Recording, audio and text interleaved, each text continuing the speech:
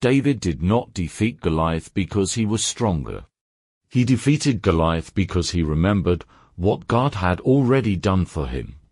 God's power was released through a testimony, from a grateful heart, from a trusting heart. The valley of Elah stretched wide and dry between two hillsides. On one ridge stood Israel armed, trained, trembling. On the other stood the Philistines laughing, between them a monster paced. Goliath of Gath, over 9 feet of bronze, muscle, and mockery. His armor weighed more than many men could carry. His spear shaft was like a weaver's beam. Every morning and every evening for 40 days, he stepped forward and roared, "Choose a man. Let him fight me. If he kills me, we serve you. If I kill him, you serve us." And every time, Israel ran. Saul offered gold, freedom from taxes, even his daughter's hand in marriage.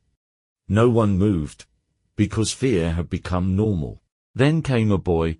David wasn't sent to fight. He was sent with bread, grain, and cheese for his brothers. The youngest son, the shepherd left behind. When he arrived, the battle lines formed. Then Goliath stepped out again, the same challenge. The same mockery, the same fear. But David heard something others missed. Who is this uncircumcised Philistine, that he should defy the armies of the living God? His brother Eliab burned with anger. "Why are you here? I know your pride. You came to watch." Sometimes the first battle is not with giants but with people close to you.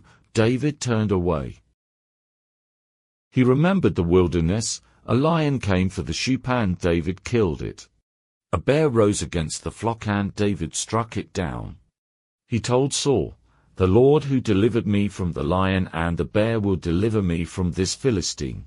Saul dressed him in royal armor, helmet, bronze coat, sword. David could barely move. "I cannot go in these. I have not tested them."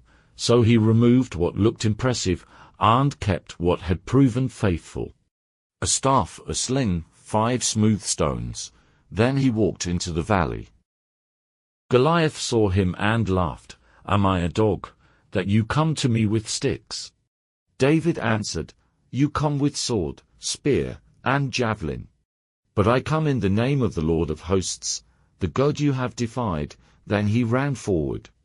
Stone in sling, 1 swing, 1 release, 1 strike. The stone sank into Goliath's forehead.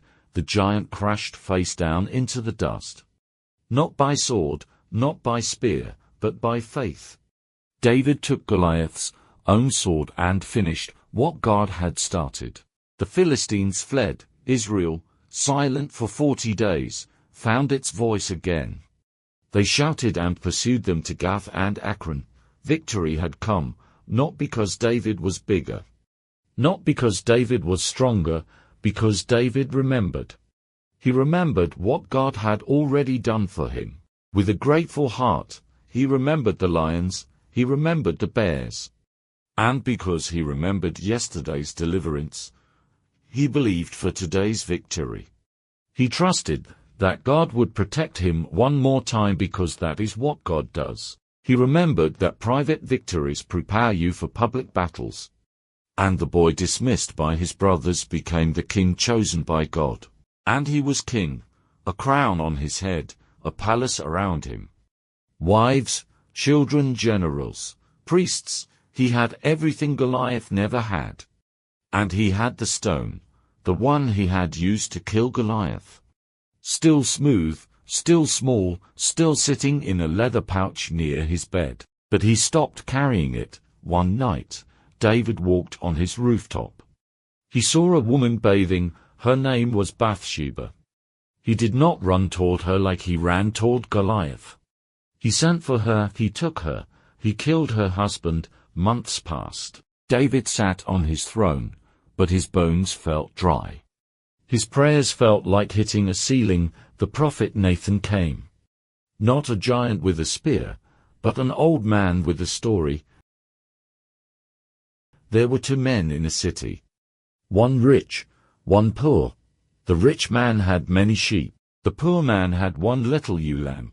A traveler came, and the rich man took the poor man's lamb and killed it.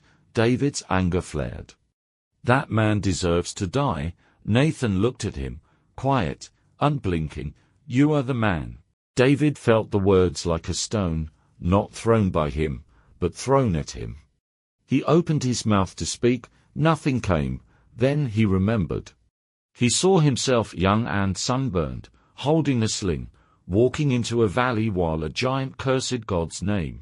He heard his own voice, "You come to me with a sword and a spear. I come to you in the name of the Lord." He thought of the stone in his pouch, the one he had stopped carrying. He realized he had become the giant, arrogant, entitled, taking what he wanted, forgetting whose name he represented. David fell to his knees. Not in victory this time, but in ashes. I have sinned against the Lord. That night he opened the pouch and held the stone. You delivered me from the monsters. Can you deliver me from myself? And in the silence came mercy. He wrote Psalm 51. Create in me a clean heart, O God, renew a right spirit within me. Restore to me the joy of your salvation. He put the stone back in the pouch, and started carrying it again. God's mercy waits not for the proud, but for the humble heart brave enough to return. Thank you for watching. If you enjoy Bible lessons like this, please remember to hit the subscribe button, and leave a comment about David and Goliath.